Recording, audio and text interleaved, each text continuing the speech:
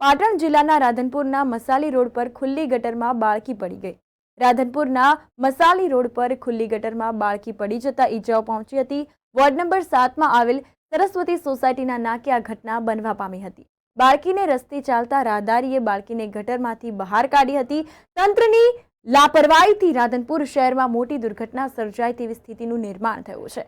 શહેરમાં ખુલ્લી અને જોખમી ગટરો જણાઈ રહી છે તો બીજી તરફ લોકો રજૂઆત પણ કરી રહ્યા છે, પરંતુ આ સમસ્યાનું નિરાકરણ કરવા તંત્રની ઢીલી નીતિ સામે આવી રહી છે। અવારનવાર અનેક રજૂઆત છતાં નિરાકરણ નહીં આવતા સ્થાનિક લોકોમાં ભારે રોષ જોવા મળ્યો છે। થોડા સમય અગાઉ જ શહેરમાં એક વૃદ્ધ મહિલા ગટરમાં પડી જતા ઈજાઓ પહોંચી હતી, જે ઘટના બાદ ખુલ્લી ગટરમાં નંદી પડી ગયો હોવાની પણ ઘટના સામે આવી હતી। ત્યારે ફરી એક વખત વધુ એક ઘટના સામે આવતા રાધનપુર નગરપાલિકા સામે અનેક સવાલો ઉભા થઈ રહ્યા છે। તંત્ર દ્વારા તાત્કાલિક ધોરણે યોગ્ય વ્યવસ્થા કરવામાં આવે તેવી માંગ ઉઠી છે।